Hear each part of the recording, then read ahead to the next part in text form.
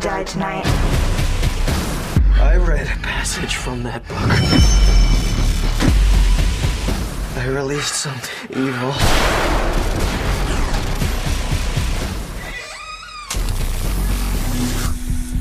Oh my God! Why did you do that?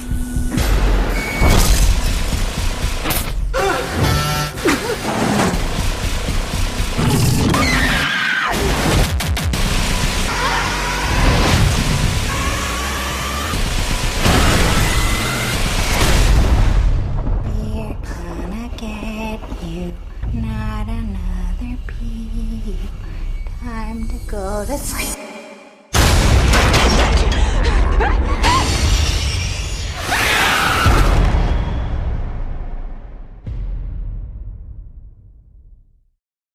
Hello and welcome to the special edition of the Little Pot of Horrors, where we are going to talk about, dissect, spoil the hell out of, and just rave about the awesomeness that is The Evil Dead. And no, I'm not talking about that Sam Raimi piece of shit. I am talking about the new Fede Alvarez, or if that's how you say his name's directorial debut, or feature directorial debut, I believe, from looking at IMDb. I'm going to pretend you didn't say that furious comment. It didn't happen. If I was editing, it wouldn't be in here at all. I'm going to be mean and leave her in there. But no, we mentioned this briefly on the last show that we recorded, which may be coming out after this show. Just depends on how I do everybody. it, just to confuse everybody. But I'll re-mention it again in case people just choose to listen to this one on its own. My thoughts of The Evil Dead are well known. Go back, listen to episode 4, I think it is, or 4A, 4B, whatever.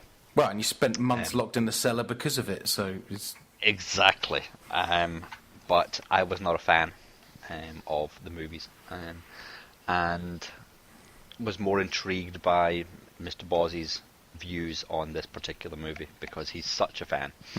And we'd seen the trailer, and I thought I was just going to leave it at that. After getting from a tweet to say I must go see this movie, and then my generous co-host buying me a ticket from across the pond to go see this movie, I felt as though I had to go see this movie. Well, it's like, you must see this movie. It's like, well, yeah, we can't really afford it this weekend. Well, I'm not sure, blah, blah, blah. So I'm just like, no, fuck, that's no excuse. Bam! Oh, yep. Bastard. You're going. Exactly. And then I got to do one of the things I haven't done in over 3 years. Go to the movies by myself. That's not that bad. I love going to the movies by myself. So do I, actually. I would go to the movies by myself all the time if I could.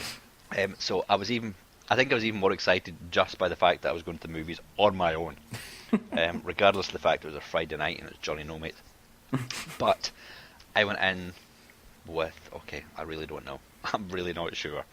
I've heard from you that it's not for the faint-hearted, and I just, what am I going to let myself in for here? Am I just going to have a rerun? And then I tried to get it going at the very end. I tried to keep you going, thinking that I didn't enjoy it, but I can't hide the fact that I think this is quite simply one of the best horror movies I have seen, and I don't know how many years. I'd say period. It is one of the best I've seen, full stop. It's up there with Martyrs for me. It is. I'm saying that after one viewing. Maybe I was just so elated that all my dreams and hopes about it hadn't been shattered and stamped on. Which is what, to be honest, from Hollywood is what I fully expect every time I go and see a horror movie anyway. Yes. You know, it was nice that didn't happen. For once. I don't think I want to watch this again. Not for a long, long time. Because I want to keep this feeling of euphoria. I don't want to go back and watch it and maybe in DVD or whatever and just feel, really? Oh, that's a bit hokey, or that's a bit shit. Or try and kind of analyse it or anything. I want to leave it as this perfect image of a movie in my head for a long time. But you know what? Part of me is like, I get what you mean, and I could go along the same lines, but I'm also, once this isn't on the cinema, it isn't on the cinema anymore. And I think I may want to see it at the cinema again. Whether I get to do that or not, I don't know. But little moments, like somebody sitting in the corner of a room doing something to themselves, the audio at that point was just brilliant. We'll get to that, though. I'm going to start out by saying that the Jane Levy, Levy, I think. Levy, who plays Mia, who I guess is the should be the protagonist in this. Yeah, deserves to be paid like $10 million. Just Tom Cruise, stunning. Brad Pitt, all you people, give all your money for the pieces of shit movies that you've been paid multi-million dollars for, and give it to this woman. I almost said the Oscar word. I'm thinking, yeah, it's not going to happen. But no, you see some people are nominated for those, and then you watch her performance in this, and you're just like, you could all just piss off. yeah. I need to watch some behind the scenes things. That I might just buy the Blu-ray forever, just hoping it's jam-packed full of behind the scenes commentaries and featurettes and all that stuff. Yeah. Because she's gone through some hell in this movie. Absolutely. Quite literally. To do it. I mean, holy shit. How the director managed to talk her into doing this. He probably couldn't have told her all the stuff he was planning on doing to her. No. Throughout the course of this. Otherwise, she'd have been like, get the fuck. Pay me double. Yes. But we've said this time and time and time again. If the right person's not in that role, the movie wouldn't work. And entirely this movie is on her shoulders. Yes, it is. And she carries it. And carries it so well. And I was just kept watching it going, oh my god, you're not doing that. Oh my god, you're not doing that. Oh my god, you're not. Where can you do any more to this poor woman? She's amazing. So just sort of start at the beginning with the entire concept of a load of people go to a cabin in the woods. It's like, well, first of all, they do something, they set up at the beginning, just completely like a preamble to explain what use this cabin has had before these people arrive at it. Yes. So basically, there's a girl running away in a foggy wood, and it just that opening sequence is just brilliantly shot, and she gets hunted down and taken and tied to a post, and there's these really weird people standing around.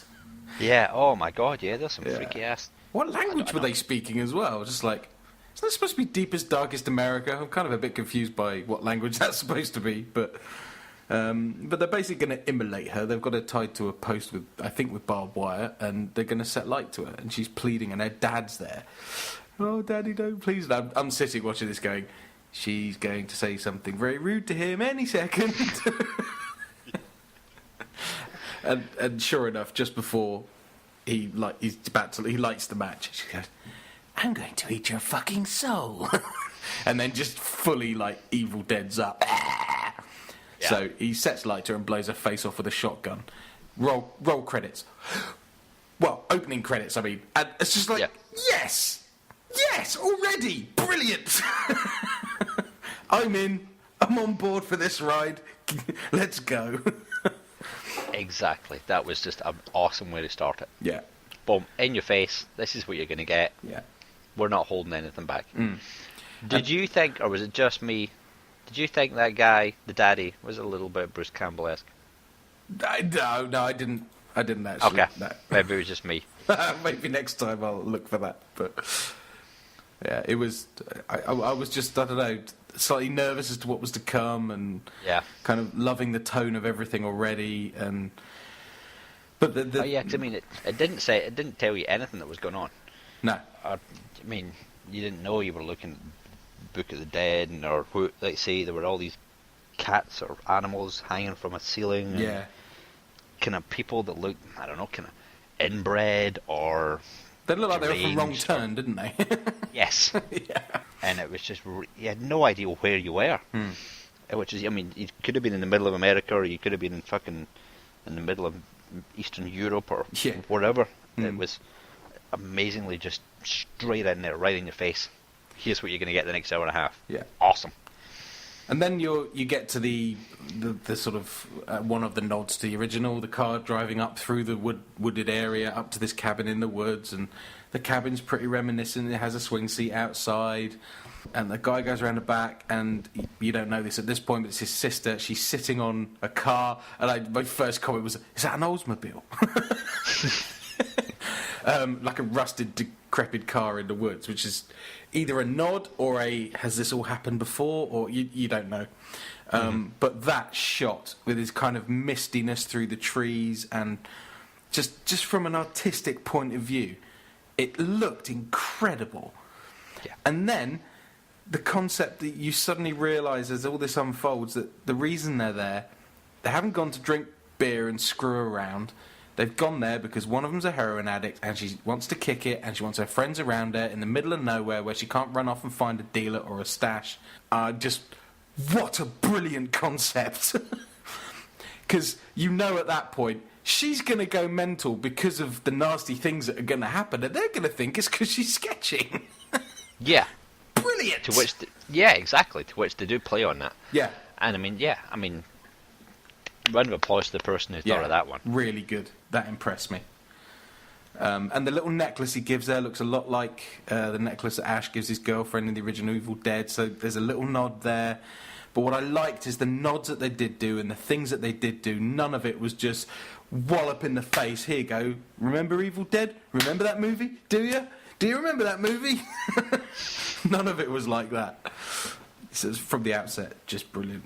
And then, I don't know, where do we jump to? They find a book? Pretty much, you can extend. Yeah, the weird thing is, the second that she walks in the door to is it their grandfather's or their old is that where they family grew up? cottage Because or whatever? they've got photos, they've got their own bedrooms. It's where they grew up. Yeah, so it is, and they discover that someone has broken in. They don't really give it much investigation. It's just, hey, someone's broken in. That's weird. Let's But clean the it second that Mia walks in the door, boom, she smells something. Yeah. She's like, what the fuck is that smell? I mean, and everyone's like, what? Okay. She's starting to go a bit weird Yeah. already. And then they kind of settle in for the first few hours of the cold turkey. And then, what is it? They do investigate going down. The dog smells it, yeah. Grandpa smells it, digs up the rug, moves up the rug, and all of a sudden there's this trap door. Which is a bit weird. If they grew up there, surely they knew that trapdoor was there. You would think so, wouldn't you? Now, unless, I don't know, because did someone just build a basement while they were gone? Maybe. That was a bit weird, or maybe, I don't know. I know my kids move the rug in the living room constantly. So there's something a bit weird about that. Yeah. But we'll let that slip. But yeah, dig it up, they find a hole, they go downstairs and find all these dead cats and go, what the hell is going on? Find the post that's been burned, so you're like, okay, this is where the opening scene took place. Yeah. And then there is a package wrapped up in, I don't know, some sort of, not kind of cloth, kind of plastic. It's black bin bag wrapped around with yeah, barbed wire. With barbed wire, yep. And the high school teacher just has to pick up the package and take it upstairs. And the double-barreled shotgun, of course. You've got to have that. You had to have the boomstick. Had to be there somewhere. So you did. You got to have that with all the ammunition and everything as well. So why not? Yeah, let's bring the whole stuff upstairs. Yeah, that's a good point. No, we're doing the picking holes in it thing. No, it's perfect. No. None of this matters. Yes, but yeah, then again, Mia was a bit like, you shouldn't have brought that up here. You should have left all that stuff downstairs. Yeah. So she's all kind of a bit like, I don't like what you guys are doing. But like, yeah, she's just crazy. Leave her alone. Fucking leave her alone. Don't listen to her. And then obviously the curiosity is going to get the better of you, going, what the hell is wrapped in this barbed wire thing? And I can see that. Yeah. I think that's a genuine thing. You would kind of wonder what the hell it is, especially when it's wrapped in barbed wire. Yes. And he's a scholarly type, so yes, he can obviously feel it's a book. And he's like, why would somebody wrap a book in barbed wire? It's like, he would open it. So yeah. And it makes sense it's him that does open it, and not just one of the other girls that's there. We guess we should mention there's the Mia, who's the drug addict, or there's her brother. There is, and then there are, I guess, childhood friends or best friends with the kids. So there's the high school teacher. I can't remember his name. I want to say Eric, but I think that might be wrong. In fact, I'll just look that up. Oh yeah, I'm right. It is Eric. So the brother's David. There's Eric, the high school guy. There's Olivia, who is a nurse practitioner or a nurse or nurse in training or something. Yeah, she is. Yeah. And then there is David, who's the brother's girlfriend, Natalie, who's the kind of blonde. Yeah. short shorts, and you think, Okay, this is what She's we're the gonna. boobs. Yep. She's going to be the Exactly. boobs. Fail. Yes. No boobs. That's it. That's exactly what you're God. expecting. So Eric sits down and opens up the book, and there it is. Which is, it's amazing to me. Is it a much thicker book? Yes. I can't remember. Yeah, I well, can't much more remember. It looked information in it. yes. But I did like the style they went with, and Oh, the yeah. fact that it had been sort of partially translated and just, scratched in places what it meant. And Yeah. And I like it's I like their explanation for why he would say the words out loud. Because if you could just read it out of the book and you were looking at a book on your own in a room, you wouldn't say it out loud. Most normal people wouldn't. But because he had to, the words had been scrubbed out, so the incantation couldn't be read again. So he's put a bit of paper on, he's done the pencil over the top. And as the word appears, he says the word out loud. Oh, Kandar. Okay. And I'm like, yes, it's Kandar. But his timing sucks because Mia, who's having a really bad time, she's getting the DTs and she's sweating and she's... and so she's outside walking round and round in circles in the rain, trying to get a handle on the physical pain and suffering she's going through. Just as he reads this out. Yep. We get that brilliant through the woods. Yes. Which we were expecting. Yes, exactly. Had to be there, didn't it? Mm. And then he finishes it off. Boom! This thing hits her. Yeah. But you don't see it. You don't actually. There's not. You don't see anything. It's But- just the way the camera it makes shot you is. think it's hit her, but I don't actually think that it makes contact with her at that point. I think it's coming for a fly past, right? And as it gets to that point, I think it's about to maybe possess her or whatever, or do whatever it's going to do. But at that point, she throws up. Yeah. Initially, I thought it was because it had hit her, it made her throw up. But I think actually, Yeah, that's what I thought. she just went, just because she was detoxing, she just goes, bleh, and the thing goes, oh, no, and just walks off. I'll come back later when you're better. That's what I was thinking. You don't want a demon to come in you when you've been throwing up, for God's sake. Well, yeah, if he jumped in at that point, it might get thrown up with everything else. So he just, I'll come back. I'll come back later. I didn't think of that actually. I've just thought of it now, so Yeah. I'm reliving it. This is great. So yes, okay, you can. We'll go with we're potentially led to believe that she's now being inhabited by something, but we don't know what yet. Yeah. Which you just know, and he's absolutely he's completely oblivious as to what he's done. He just doesn't know. Like you say, he's just traced his words, said the words. He's in research mode. Yeah. He's intrigued, and it's a very intriguing book. I mean, the amount of work that's gone into this particular book is amazing. Yeah. The level of detail, in fact, just everything about the level of detail that's gone into production design on this movie is just awesome. It's brilliant, yeah. So this isn't just some quickly thrown up shack in the middle of the woods. Books everywhere, faded pictures on the walls. This is just properly lots of money gone into this, huge productions in it. Amazing. Okay, when he did unwrap the book, I went, "Oh, it hasn't got a face on it." I was trying to run that through my head, going, it looks different, but I'm glad it's just not me thinking wrong, but it's actually different. Cool. Yeah, it would have been tacky to have a face. With the tone of this remake, a face would have been just ridiculous, so I'm glad they didn't. But I just thought it'd be funny to say, it hasn't got a face on it. So she... after this bit where she's been hit or not hit or whatever, this is the point at which she's starting to be haunted, I suppose. And she knows there's something up. Oh no, she sees the girl in the woods, doesn't she? Yes, when she's figure of the throwing girl. up, Yeah. she sees the girl in the woods and it freaks her out and she wants to leave. And she runs back inside. And he goes in to see if she's alright, and she's just, this is on the trailer as well, where she's hunched up under the bunk bed. And he goes over and he just puts his hand on her and she goes, and that's the first jump. Everybody jumps because she jumps when he touches her, that just shows how brilliantly this scene is done. And this is the point where we were just like, oh my God, she is incredible. Because at this point, there's no prosthetics, there's no fancy set, there's nothing in this but the two of them and a camera. And she makes you feel like the world is about to implode. And she's whispering. And that scene is so brilliantly acted. I was just like, awesome. And she had me hooked from that point on, really. Oh no, definitely. Yeah. Like, see, the sound and everything, like, of the whisper is just so creepy. Yes. The way that she's doing it is just, Yeah, they've done something with the audio there, haven't they? They've made it really... They've upped the treble on it loads. So it's really... I can't even simulate it. But my word, just that whole bit, brilliant. And then with a little scare at the end just to keep you going. They fully believe that she's, starting her hallucinations and just in pure detox mode, and the nurse is like, the nurse goes in and gives her a little sedative and stuff and everything. It's like, okay, that'll get her through the night. Everything's fine. I'm in control. Oh, no. The sedative was... Because she tries to leave first, doesn't she? And she jumps in the car. Isn't it?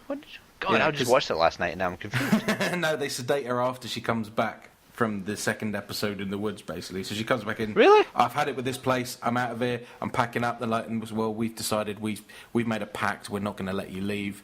You know, and her brother joins in with them. She goes, "Oh, thanks. You were supposed to be here to help me." And she jumps in the car. And she tries to drive away and sees the girl again in the middle of the road and just veers off into the lake.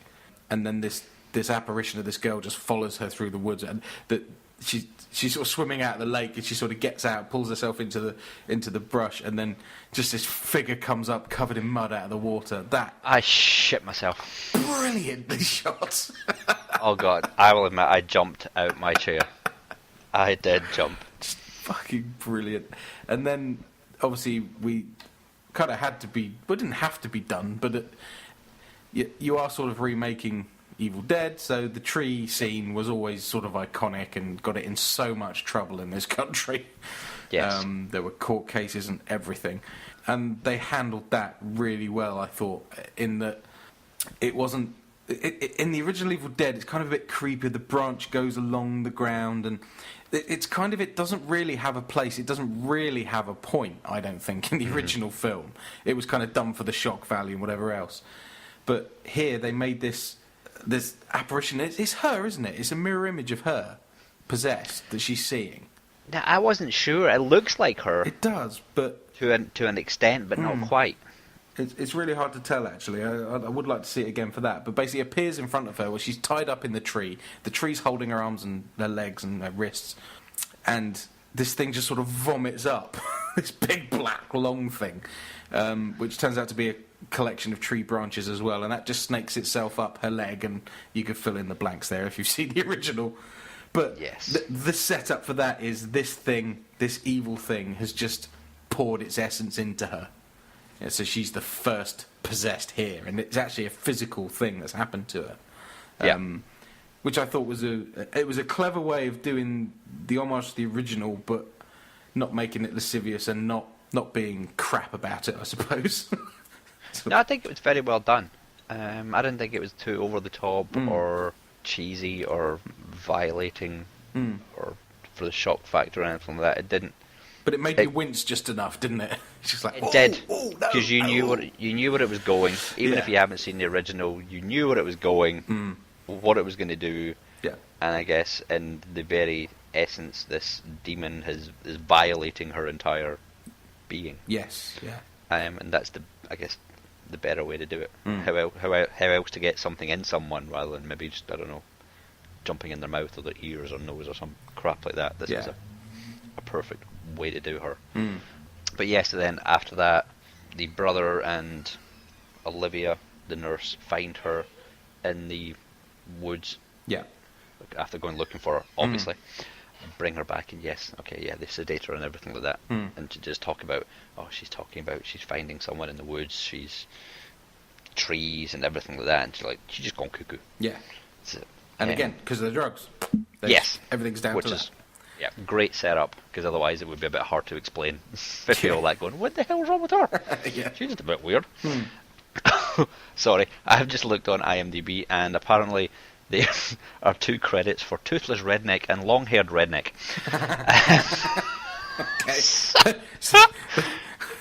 That possibly explains... I didn't know rednecks had an entirely different language now. Apparently they do. They obviously do. Sorry, I just hit the scroll bar by mistake and it came up. So she's given her a sedative, which we'll later find out would have been strong enough to potentially sedate a horse. But as they're having a little conversation, she starts to come down the corridor Yes. or the hallway with the gun. Yeah. Dragging the gun? Or dragging the shotgun on the floor? Yeah, just... does she? Yes. She has the gun in her hand. I'm positive. Oh, no, see, this doesn't sound good. I thought it was the other one. I can't remember now. Oh, no, yeah, because he's going, put the gun down, Mia, put the gun down. Yeah. Because she shoots him. But I thought it was the other one that shot him, but no, it is her, isn't it? Yes. Yeah, okay. Oh, God. It was only last night, jeez! I know. I've slept since then. Actually, that was the night before for me, so I'll go with you. You saw it more recently than I did. But yeah, then she basically goes a little bit crazy, raises the gun and shoots her brother in the arm. Well, she misses completely, doesn't she? And some of the shrapnel catches his arm, thankfully, because it is a shotgun, remember? Yes. We'd probably taken half his face off otherwise. He got let off lightly. And this obviously completely freaks everybody out. And then... At which point they put her in the cellar. No, first of all, Olivia, she tries to subdue her and she throws her on the floor, leans in her and just vomits all over her face. Oh, yeah, sorry, yeah. I just tried to put that picture out of my head because that made me want to throw up. And it took me a long time to recover from that. See, I didn't mind so much that she vomits blood in her face. But afterwards, when they do just kick her down the cellar and lock the door, and she stands up, and she's got the blood all in her hair and all over her face. Because the other thing that used to annoy me with horror movies is people get covered in blood, and then by the next scene, they've got a little bit of blood on their face. It's like, where did all that go? Blood's a horror. It's the worst thing in the world to get off yourself, and it's got chunks in it. Mm-hmm. It's got chunks of something in it, and at that point, am I going to make you run again? Sorry. No, you're not. It's just, oh God, imagine we did this last time. Anyway. Okay, I couldn't. Yeah, so she's just, I'm looking at it going, oh, that's gross.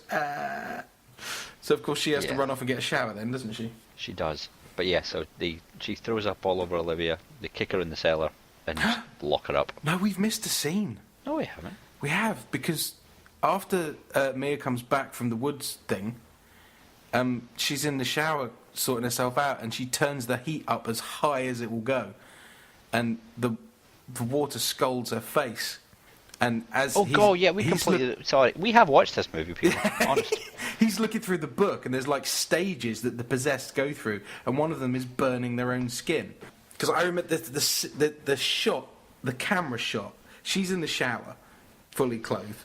Has put the heat all the way up, but they use this really slow focus creep along the wall towards her in the shower, and that, again, just geeking out on the filming techniques, that was just looked amazing. Mm-hmm.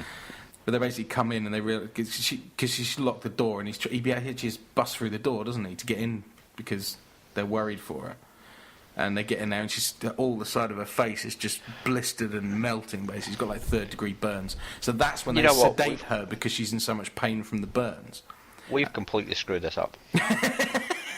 We have totally screwed this up. That doesn't matter. Stop recording. Let's go back to the beginning. No, we've completely missed out an integral scene. The dog. Oh, the dog. Yes. Oh my God, this is.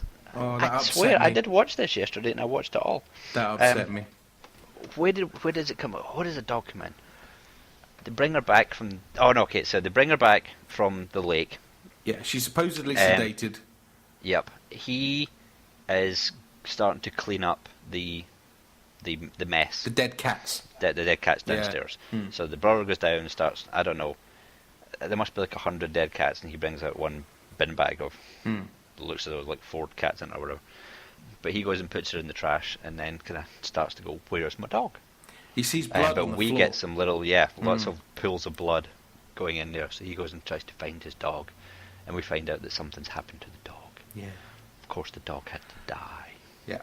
There's a bloody hammer next to a hole in the floor, and the dog's been thrown in the hole in the floor, and that upset. Because the minute they turned up and they said there was a dog there, I'm like, oh God, the dog's gonna die, and I'm gonna be really upset by that. But thankfully, they got that over quickly.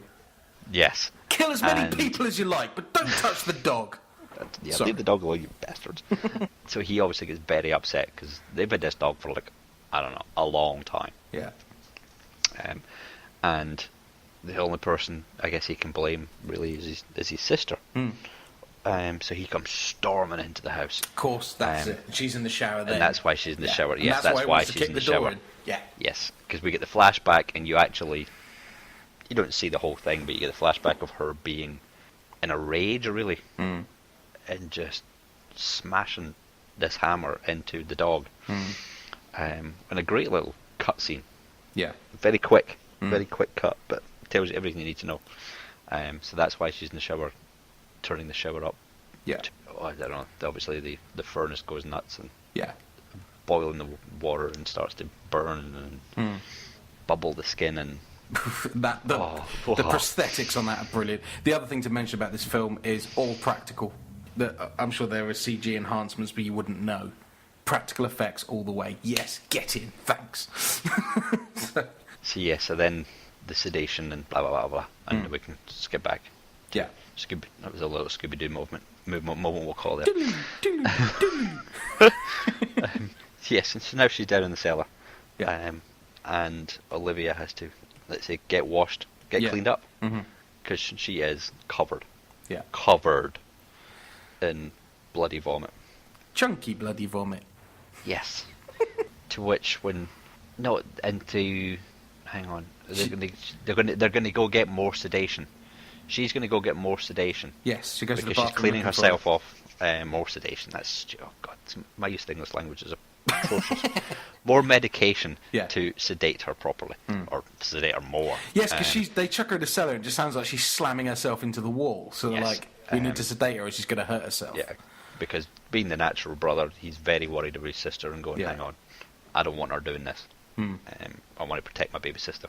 So she cleaning herself up, opens the kind of Hollywood cliche or horror cliche, opens the little medicine cabinet. You see there's nothing in the mirror. Takes the medicine out, closes the mirror, and boom, there's a little flash of her face, but you can see her jaw. Her teeth. Her teeth. Right back. And then next thing we know, they're like, where is Olivia? Where's Olivia doing? And she smashes the mirror, doesn't she? She freaks out and smashes a glass because of the thing she sees. Olivia's cutting her face off. Yes, but it's they go in looking for it, or the guy, what's his name, the scholar guy. Eric. He goes in looking for it, and this is where the sound design is brilliant because they throw the sound using the 5.1 down into the bottom right corner of the screen. And you can just hear that kind of squelchy, cutty, sorry, fleshy noise. And you're like, oh, what's she doing? What's she doing? You know she's cutting part of herself. And she's just cut the half of her face off. And then she just goes for him with the syringe and the sedative that she's found and attacks him. Oh, she stabs him in the shoulder with the glass first, doesn't she? Yes. Big shard of glass. Yeah. And then just starts stabbing him in the face with a syringe. That was probably the hardest thing for me to watch. His glasses save his life.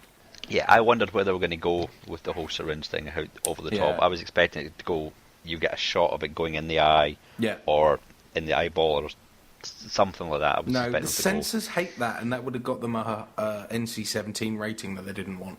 They were trying to stay back from that, annoyingly. I hate it when they do things for the ratings, but there you go. Yeah. Apparently nobody goes to see NC-17 rated movies. You can't, because they don't get shown over here. Oh, don't they? Oh, that would be why then. No, yeah, okay. It's a kiss of death, because as soon as it gets marked as an NC-17, certain cinema chains will not put it in. Fucking they just won't show it. Honestly. Yes, so that's why it's the kiss of death in a movie. I do love the British Board of Film Classification, I have to say. It's grown-ups. Much better than these people that there's a whole thing to go into there on the MPA.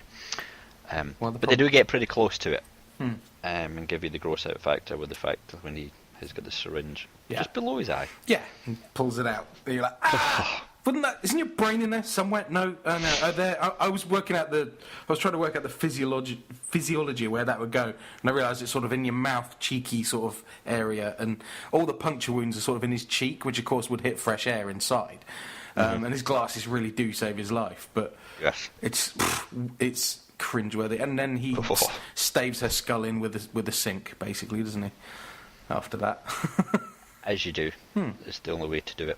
Yeah, the scenes like that are just it puts you on. brutal. This is where I was literally, I had my hand clamped over my mouth, Yeah. for most of the middle act Yeah. of it, because it just is relentless. Hmm. In your face, but I personally don't think it's too grotesque or over the top. Mm. I can see some people. I have heard one of the guys at work went to see this, and he thought it was just cheesy and just gory for gore's sake and all that stuff. And I can kind of see the argument for that. I can't. But I can't because it's handled too well artistically. Yes. For nobody could ever tell me this film's cheesy.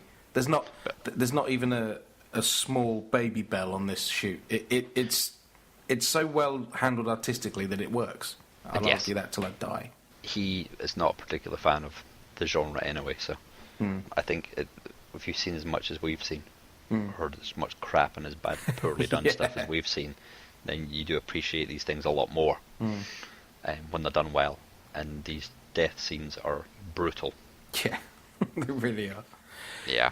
So obviously when does Natalie get bit in the hand? Because that's the next. It seems to be they've got it set up that you only sort of become possessed if you get physically assaulted by some kind of bodily fluid. It seems to be the case.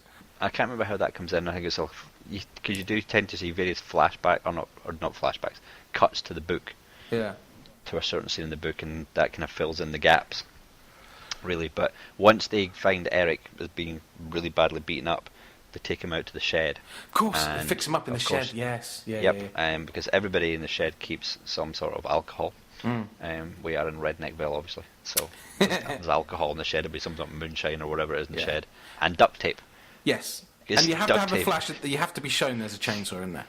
Yes, which I did kind of laugh at when I saw it. I was like, "Oh, here we go." But yeah, so the good old duct tape comes out and solves all problems. See, that made me laugh as well. Duct tape, yeah. So they are fixing him up. Yeah. And she has to go back inside. He's going into some sort of shock. Yeah. And the brother, obviously, he says really get sugar, clever, doesn't he? Yeah. Yeah, he says get me sugar water. Yeah. I don't know whether he's watched too much Men in Black or whatever. But he sends his girlfriend in to go get her. Go get that. So she does, gets that. And as she's walking past to go back out, she hears Mia just being Mia. Yeah. No possession, no nothing. And obviously she's a bit like, okay.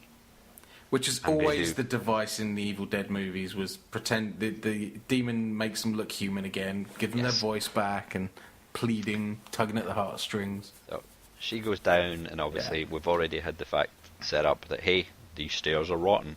Yeah. Which I really hate it when they do that. It's like, okay, you've shown us the camera shot with the stairs sagging. You don't have to tell us. But anyway, I guess there are the Wendy's in the audience that you do need to spell it all out for. Yeah. So she obviously goes down and there tries to escape and then gets bitten in the hand. See, at that point, she's going behind her. She's just facing the other way, sort of crying, and she's reaching her hand out to her shoulder, which I know is a very common thing in horror movies. At that point, I just turned to Tristan and went, "It's a trick. Get an axe." My favourite line ever. But yeah, she gets bit. And she reaches for the Stanley knife blade to protect herself at that point, doesn't she? I can't remember. The stairs sort of break as she's trying to get out. Mia's coming up the stairs towards her, saying, "I'm going to eat your soul," and stuff like this. And she sees the Stanley blade. She grabs it, and Mia I think she drops it. No, she drops it when she's going up the stairs. Mia snaps it up, just pushes the blade. It's a craft knife, actually. Pushes the blade all the way out, and just pushes her tongue onto it down the middle. At that point, Tristan had actually crawled inside his hoodie, folded himself in half in his chair, and was sort of slumped halfway across the floor and retched. Really? Yeah, the effect it had on him was hilarious. But the video sitting to my left was just kind of going, "Ooh, that's nasty." Yes, she's converted. I was watching that going, what am I watching? What am I watching? Yeah. I know what she's doing. I don't want it. And I know what she's doing. No, don't do that. Yeah. Don't do that. And wow. Of course, this is where the bodily transfer of fluids comes again, because she licks up the inside of her thigh with a split tongue, pissing blood, and then gives her a nice big sloppy kiss on the lips. And at that point, you're like, ah! She does use a rather vulgar word as well. Yes, yeah. Which was very, very naughty. Very naughty indeed. Yes, demons are very bad. But I kept every time the demon voice came out, I kept getting Exorcist flashbacks. Yes. When it went to that level of vulgarity, it was like, really? So, yeah, why not? I guess it really kind of makes you more uncomfortable and squirm. Yeah. When you're hearing those things coming out of an innocent little person. But yeah, so she gets bit. Other things are happening, and then next thing, she's trying to wash it out, and you can see the black. It's really creepy. Ooze or lumps. Oh, there's a pus squeezing scene, which is the thing people. The only horror film actually I've ever watched that made me gag is Brain Dead, or what do they call it in America? Oh, it's got a different name. Does it? Yes, they call it something completely different. It was Peter Jackson's Brain Dead anyway, and it's the scene where they're sitting around for dinner, and Mum's a zombie already sitting at the dinner table, and she just squeezes her arm, and pus just flies into the custard, and the other guy gets a big spoonful of custard with this pus in it and eats it, and that made me feel physically sick. It's the only film that's ever done that to me. And this was getting close. She's at the sink and her hand's going black and she's just squeezing pus out of the bite wound. And that movie's called Dead Alive, by the way. Dead Alive, that's it, yeah. And then her hand starts to... It's like, it's the ash hand! It's the ash hand, yes! Oh, yeah, when I saw that, I had an internal reaction. That was the first of two parts where I had that reaction of the hand. I was like, oh my god, here we go. Yeah. It's going to jump the shark. Yeah. In my head, anyway. If the hand had run off, that would have been the end of it for me. Yeah. But yeah, then she... Again, we have had this carving knife set up, just briefly, way back at the very beginning. Yeah, because when you go to a cabin in the woods in the middle of nowhere with no proper amenities or anything, you'll cook yourself roast beef. Exactly. And take a electric carving knife with which to serve it up. Of course you do. Don't you? I mean, I just thought that was standard kit for a cold turkey party. Every time. So it is, but yeah, and then she proceeds to cut off her arm. Yeah, it shows you pretty much. It's still not as bad as 127 hours, but it's pretty bad. Yeah. But it's kind of when they go in and try and find out what she's doing. Yes. And see what she's done, and you just see it dangle there. Yeah. And it just drops.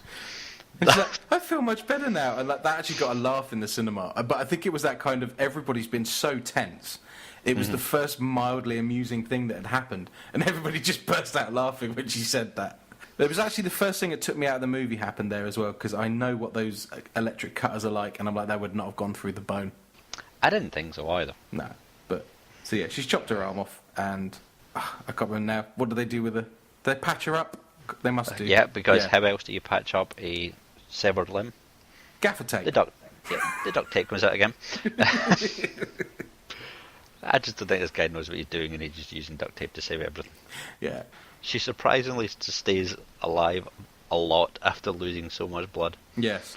Well, this is the thing, though, because once you're possessed, you're undead, effectively, because it's the evil dead. So they are dead.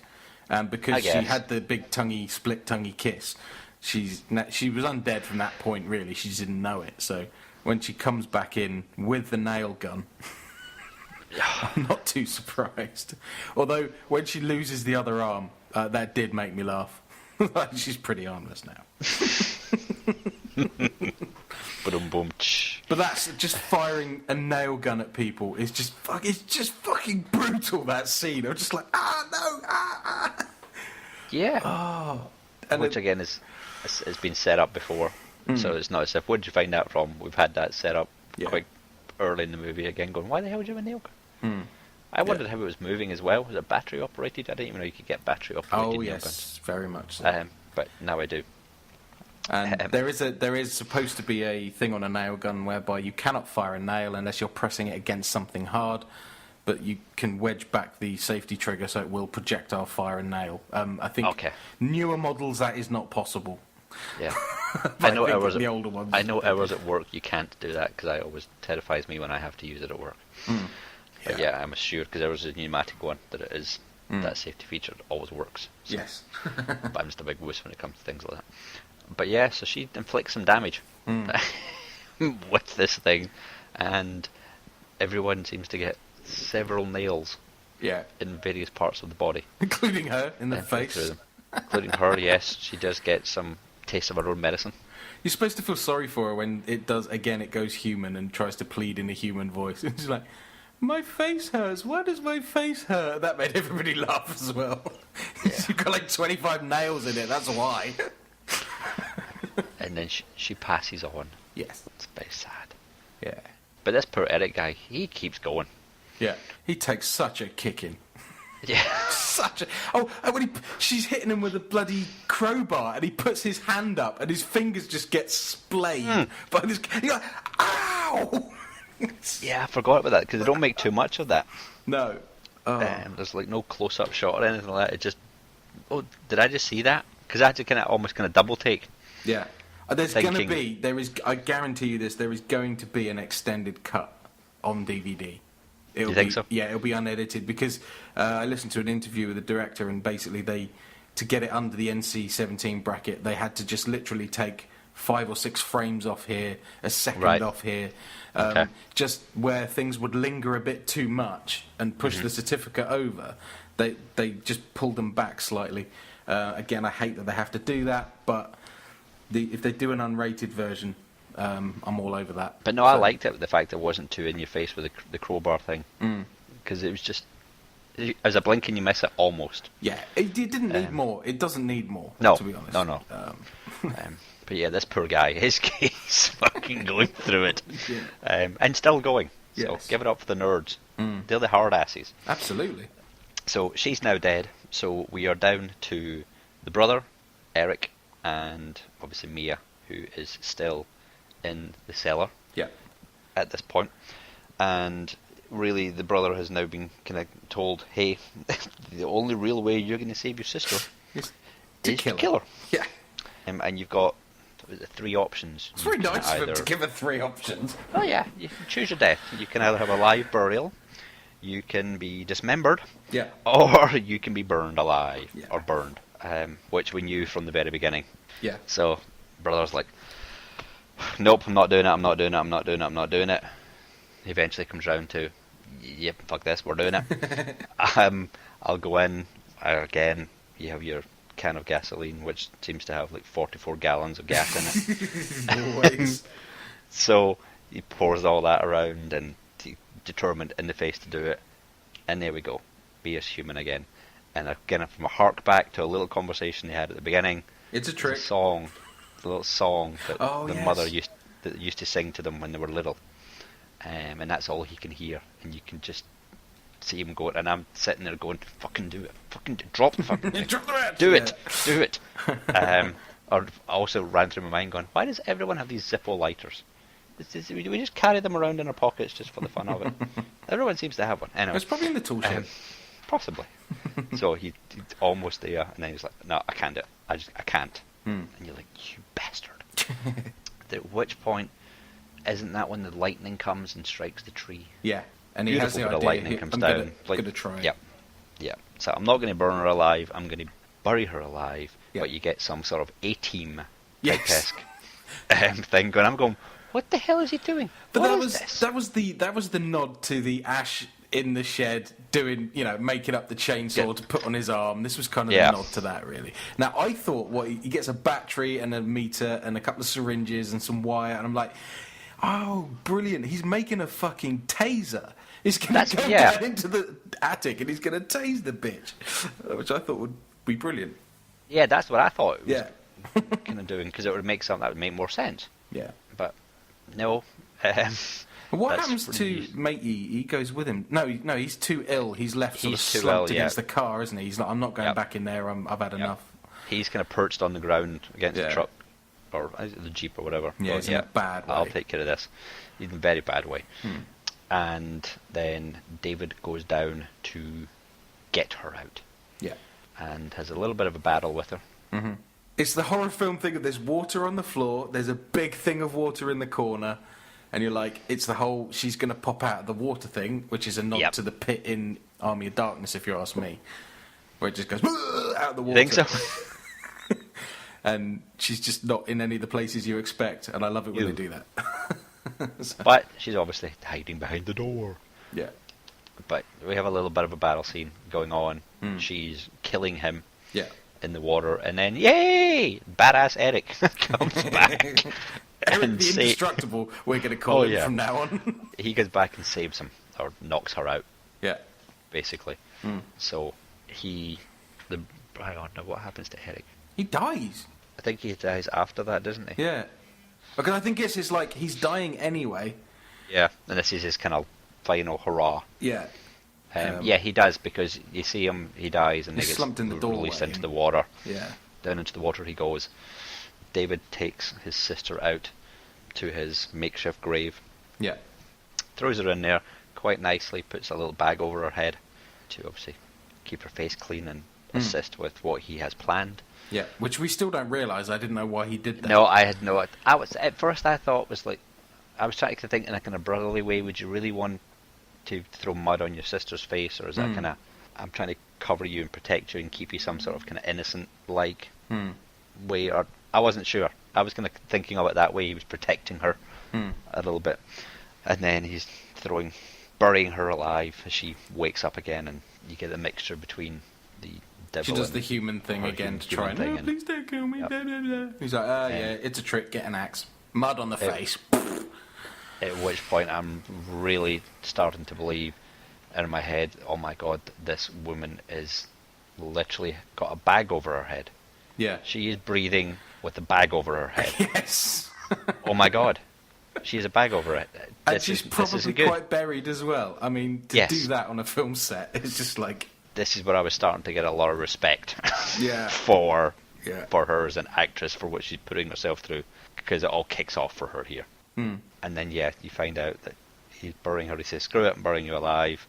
Boom, she's dead. The tree that's on fire, extinguishes. Yeah, I didn't quite understand the significance of that, but it clearly made him think that way, didn't it? It was... I see. No, I don't know if it's... Okay, you could probably read too much into this, if it was some sort of higher power giving him the sign, hey, this is the tree, this is how you do it. Yeah. Okay, we've got rid of the demon now, there's no need to have the burning bush. That's how we know the demon's gone. And then he rushes to unbury his sister and use his makeshift... Which I thought was a bit rapid. I'd have left her a good hour before going back, just to make sure she just wasn't going to come out of the ground and go, because I didn't trust it. And I know they did that on purpose, because you're not supposed to trust it. But he digs her up a bit rapid. He had to, though.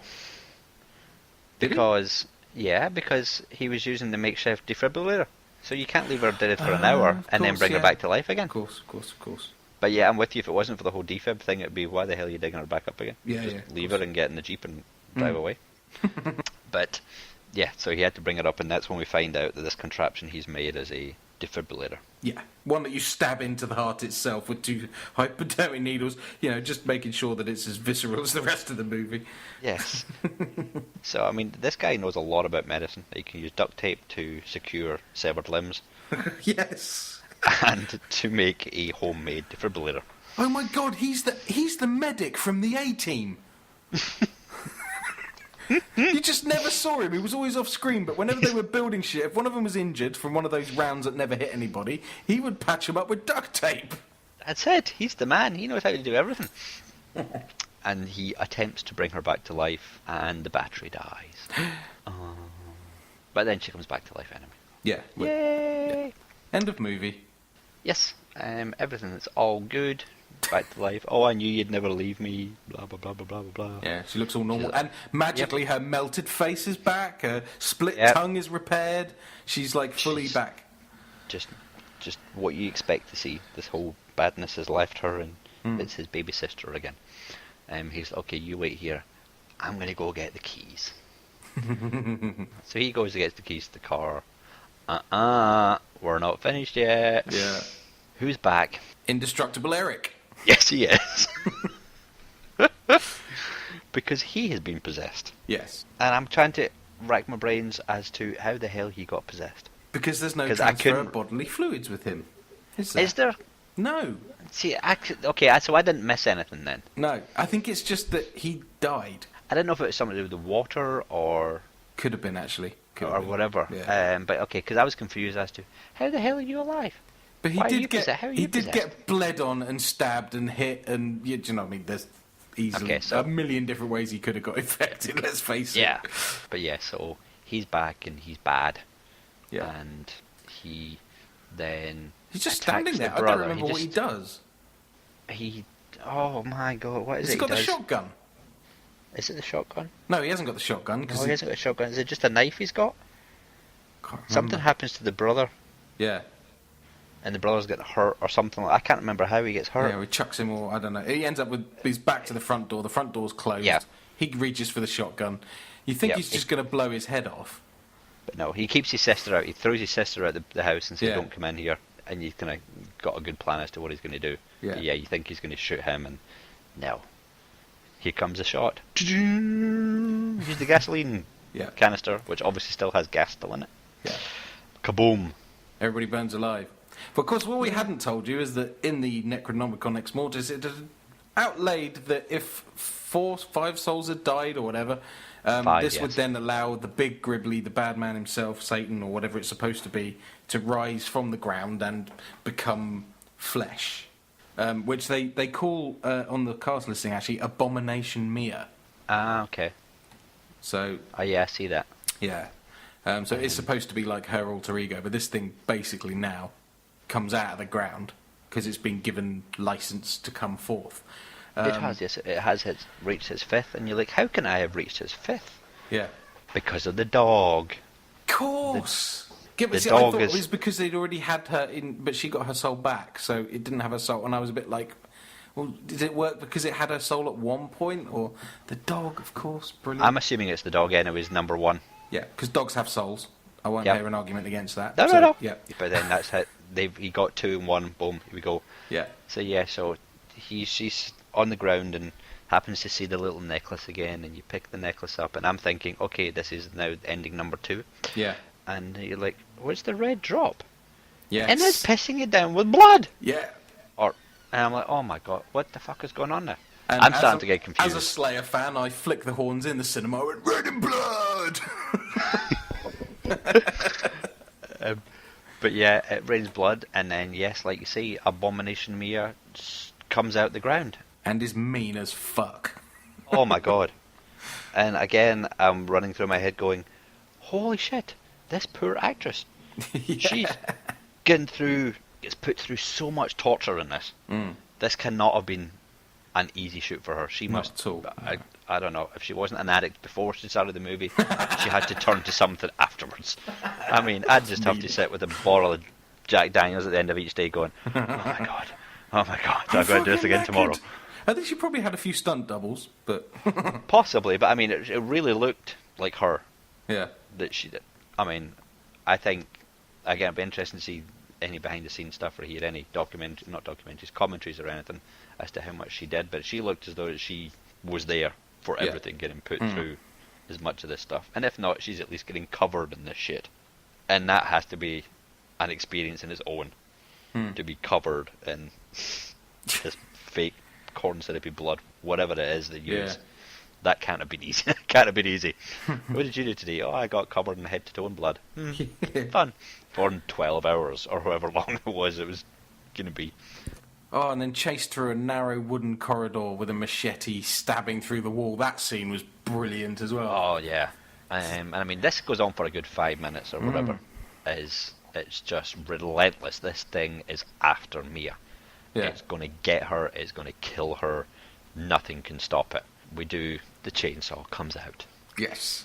And we do have some fun with the chainsaw. You have to have some fun with the chainsaw, I guess. Well, the thing with the chainsaw is if I was ever in a horror-type situation and I went to the tool shed and I looked at machete, then I looked at the chainsaw, I would take the machete. Because a chainsaw, until it's running, is just a really fucking heavy, non-sharp thing. Yes. All you could do is bludgeon somebody with it, and you don't know if that's going to start or not, so you would not take it. But Very true. This But is then Evil again, Dead. So you she have did to look- take the chainsaw. But she did look at it, see that it was on empty, and conveniently the person that had the shed labels the little bottle with chainsaw gas on it. Yeah. Just so you know what it is. Yeah. So she was quite lucky and did the whole, oh, let's just smash into this little shelving unit, and the little bottle that I want conveniently falls down. Yeah. kind of badass type thing, which I thought kind of made me chuckle. I was like, yeah, badass, here we go. Yeah, but Let's doesn't he pour do it that all in Evil in Dead? I'm sure at one point that's a nod to something. Oh, I need to possibly. check that now. But yeah, it just falls down perfect. But I mean, Yeah. you can see this gas is going everywhere. Because she's, I mean, it's Shaking. not just the usual kind of little hand. Oh yeah, let's pour it in here. She's shaking like hell, Yeah. going everywhere. Chainsaw eventually works, and Hmm. we do get some dismembered limbs and fun from that. She obviously Oh no, but has there's another nod, isn't there? Because if she gets out and Yeah. the thing's chasing her still, and she hides Yep. under the car and it finds her. That she I was finally freaking gets out her at this started point. under the car, and the baddie's walking past, and she just from under the car just chops both feet off, which is fucking brilliant. I mean, at this point, I was freaking out because I was like, "What are you doing? Get under the car! Get it from under the fucking car! Don't go under the. You're trapped." Oh, Yeah, I was because as freaking soon out. as it hits the ground, it comes after her, and you think it's just going to crawl under the car and get her, but actually it pushes the car over to try and flatten her with the car, and it just catches her hand, right? Yeah. So Chainsaw is just out of reach, still ticking over him, I think. I can't remember. That's, And I can't hand remember trapped either. under car the other way, and it's the Ash scene of reaching for the chainsaw, and you expect her to bring the chainsaw over and cut off her own hand, because that's what Ash does in Evil Dead 2. So I think, And I loved it when- yeah. But no, she can't reach the chainsaw, so what does she do? She just sticks her feet against the Jeep and pulls her own hand off with force. And it's just like, ow! That would hurt Yeah. so much more. Because obviously the car had mashed all the bones in her wrist. This is what I'm assuming at this point. I think so, and we did have Yeah. the wonderful big long shot that just focused right down on her hand. Yes. When I saw the hand is there again, I was expecting, oh fuck, if this falls off and runs around, Yeah. I'm not going to be happy. But yeah, The thing I loved is as she stood up, she picks up the chainsaw again. The thing's crawling towards her. She's lost her hand. She's in a lot of pain. And I'm like, you need two hands to use a chainsaw. What the fuck are you going to do now?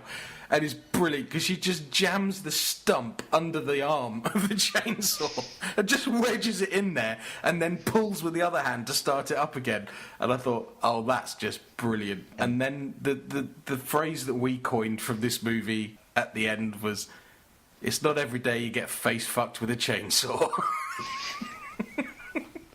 Sorry to very be true. crass. what is it she says? Eat this, you motherfucker, or Yes, something like that. something like that. And just sticks it in the bad dude's face, basically. Oh yeah, and it just adds even more blood to the So much bloody blood. scene that's surrounded. Brilliant. And it's the in-out motion. So it's just face fucked with a chainsaw. And you get a nice, well-established wide shot of this. And just gallons of blood. I'm just like, that must have been so much fun to set up that scene. And Oh, God, basically yeah. cuts the face in half completely. It is an awesome scene. Yeah. And then the what we're calling it, Abomination Mia, Yeah. just dissolves really Yeah. kind of back into the ground in an awesome way. Yeah. That's That's really very well well done, done. actually. Yeah, Yeah. really well done. End of movie, really. Yeah, pretty much. Although the only bit I sort of had a bit of an issue with is like, yeah, you've got like 3 or 4 minutes maybe. You've just ripped your hand off. You're going to be hemorrhaging arterial blood. You've got maybe 3 to 4 minutes before you die, unless you get a tourniquet on that. So, Yeah, go find your duct tape, darling. yeah, exactly. Where's the duct tape when you need it? That was it. 7.6 on IMDb, which is no, it isn't. Sorry, got the wrong thing. I have It is 7.2. 7.2. So yes, 7.6 was the original. Now I would say this was better than the original, but I understand why the other one has such a high score. Which You obviously know that I would hold this one in much higher regard. One thing I did think, obviously Sam Raimi was involved in this movie, Yeah. is that how bad it must feel to be Sam Raimi at the moment. Yes. Because number one, or for me personally, number one, got your ass handed to you last year when The Amazing Spider-Man came out. Yep. Because I think that's far superior. I did. And now you've had your ass handed to you with Evil Dead. Which is your baby. Yes. Now I know that things are different, and obviously technology's moved on a lot and everything like this. And this guy probably had a huge amount of help. And the fact that he had Sam Raimi involved and everything like that probably meant there was a hell of a lot more money put Well, Sam behind Raimi him. chose him. he had the money and everything behind him to do everything properly. Yeah. So it may be slightly unfair to say, hey, Sam, this is what you should have done. But still, they look at it and go, oh my god, mine looks like a bigger piece of junk now. Yeah, whatever. Anyway, what's nice is to look at the list of people who are in it, and a lot of them don't even have faces on their IMDb profiles. They're just, there's no would big you names. if you were the toothless redneck? But also the director, if you open his profile, there's no information on him really, because he's there's that not. new. It's just brilliant. I mean, he's done some. It says he's done some shorts. Well, he did this. Apparently, he did this short, and he had loads of contact all of a sudden from Hollywood people that just wanted a piece of him. Yeah. So I have to watch this short somehow. I've got to find it, basically, because it must be so good It has to be. to get that kind of attention. And Sam Raimi was one of the people he met, and very quickly he sort of offered him, do you want to do this? Of course, he said yes.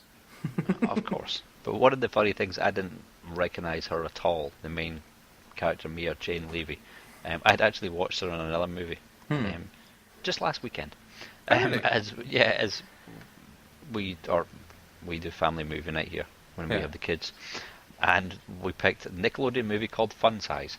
Oh, right. And she's in that. I didn't recognise her at all.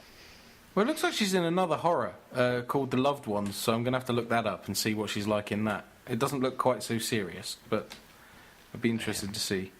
What's putting me off, there's a director called Sean Byrne. The name Byrne is putting me off. It better not be. But it actually comes up, people who like this movie also liked, obviously, The Evil Dead, the original. Do you know what the other films are? Because it gives you little 6 boxes here on my screen when I look at IMDb. I wonder if you're looking at the same ones as me. Yeah, Evil Dead. I'm thinking for us it's quite funny because it's Evil Dead, Mama, Hellraiser, Stakeland. It's 4 of them. And between the two of us, that's quite a few films we like. Exactly. So we're doing good. Scary. Next minute we'll be trapped on a plane and made to do social media tasks and kill each other. We could make that movie. Somebody give us 20 quid. We'll go do that. And it'll be the best British horror movie ever. So we should say to people, this is really self-indulgent, and if you were hoping to hear lots of trivia and stuff about the making of and all this research we've done, no, we just wanted an excuse to talk together and relive this movie blow by blow. Oh yeah, I mean when I came out last night, I was like, I want to talk to you, I want to talk to you, I want to talk to you, I want to talk to you. I can't wait.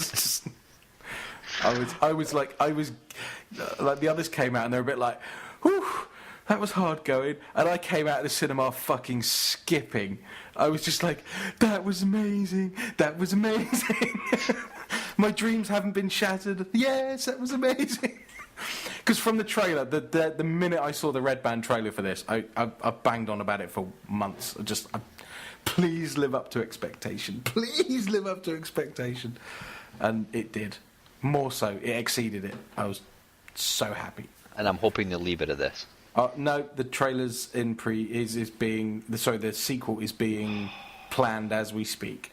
And there's also talk of Sam Raimi doing a sequel to Army of Darkness in a completely different vein, because Army of Darkness is in a different vein, but he's looking at doing a sequel to that, and I'm sorry, I'm all up for that. Sign me up. But a sequel worries me. It does worry me, because I don't know where they can go now. Which is weird, because the sequel to the original was just a remake of the original. Yeah, well, they should do that again then, shouldn't they? Yeah, I mean, so we've already had a remake of the remake of the remake. They're not going to beat the intensity of that movie and the build-up and the hype and everything else. So what would actually be really clever is if they do Evil Dead 2, the remake of the remake. So the next one is just as visceral, with just as good techniques, just as good shooting, just as good acting, but ridiculously comedic at the same time. That would be very brave. It would be very, very, very brave. Not my lack of incitement there. Oh, and there's one thing. Sorry, there's one thing we missed to say at the beginning, by the way. Spoilers. Oh, dear. Sorry. Oops. Sorry, we forgot to say it. Sorry. Oh well, screw it. Well, one other thing I noticed, Eric in Evil Dead, his actor, the actor's name is Lou Taylor Pucci. Is he any relation to Tony Pucci? I'd be interested to know. Oh, that would be awesome. Of the Pollyanna Cowgirl Records podcast. Records, you should listen to. It's awesome. Anyway, there we are. Plug done. But yes, so I loved it. Yeah. Thank you very much, sir. I'm so glad you made me see it. That's all right. So we did. Now it's going to take a lot. Now this is my bag of crisps analogy again. Yes, I was going to say the same thing. You came up with a bag of crisps thing. If you don't know what the bag of crisps thing is, and this came out before the next show, then I'm afraid you'll have to wait until that comes out to know what we're talking about. But that is a bag of crisps film for me. Absolutely. Yes. Wow. Well done. Yes. All involved, well done. Oh, definitely. I just had to look up because I knew I recognised Jessica Lucas, who played Olivia. And I've realised she is from Cloverfield. That's why I recognised her. I thought she looked kind of familiar, but I wasn't quite sure. Yeah, that was it. I knew it was something big. It was I've seen her. Yeah, Cloverfield. So I guess maybe no, she's not really the big name. Yeah, there isn't really big names, which is good. But then again, you did kind of know who was going to live. Kind of, sort of. Oh, I don't know. I thought they were all fucked. Now, one thing I will put out there is, okay, I wasn't entirely impressed with the rest of the acting caliber of everybody else. They were all a bit kind of, to me, a little bit wooden and kind of, especially Natalie, kind of got on my nerves. Only Natalie was a weakling. I think everybody else did pretty well. Because you've got to think, they're still acting when they're zombified as well. It's very true. And the brother was a bit... He was beige character, though, wasn't he? I think it was supposed to be a bit. You know why you felt that, though? Because there was a big absence. And the absence you were feeling is that there was no Ash. That may have been it. I may have been longing for a Bruce Campbell to pop up at some point. I've just remembered another nod that we didn't mention. Which is why I thought that guy at the beginning was a bit like him. But anyway. Ah, I see. Right, okay. At least he didn't cameo. That would have been death. Oh, yeah, that'd have completely just spoiled it. Yeah. He did consult on it, though. I saw that. I thought he was a producer or something. Yeah. He did try to get involved, like he does. But one of the lines I liked is just like, I can't remember what it was. He said, we just did something to somebody. Does that sound fine? And that made me laugh. Oh, yeah. Yeah. Nice little nods. Nothing too silly, but... but yeah. Oh, and obviously the closing scene of the book, just closing itself. Closed. That was good as well. Had to do that.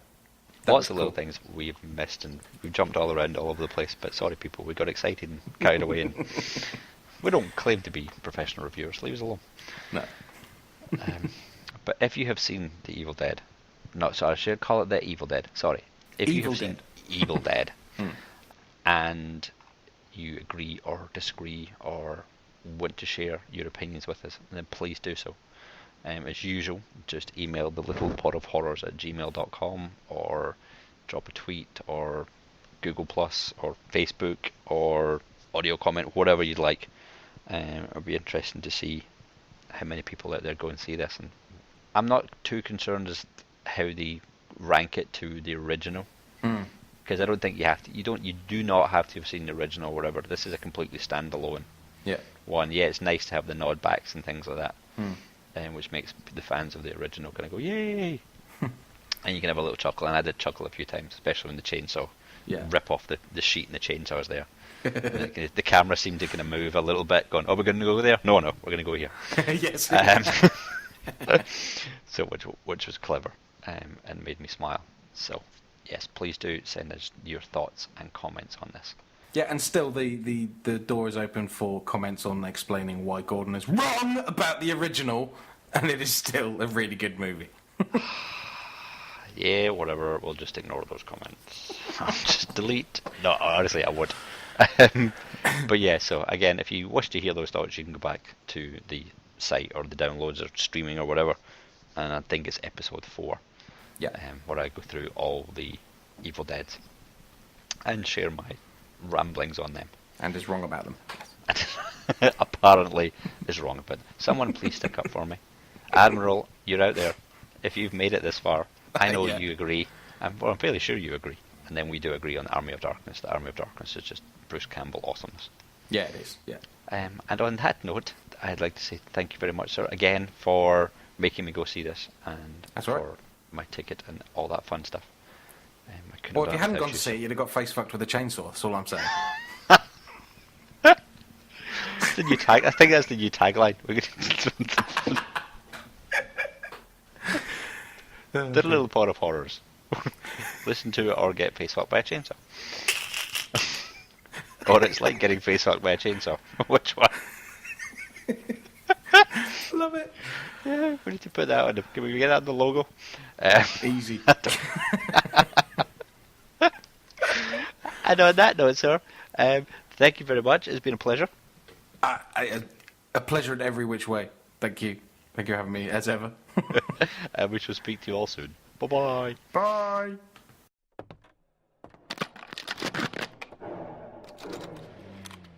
If you would like to send an email to the show, please do so at thelittlepodofhorrors@gmail.com. Also, why not go along to the website at www.thelittlepodofhorrors.com, and from there you can find links to our Twitter, Facebook, Google+, forum and blog page. Thanks for listening.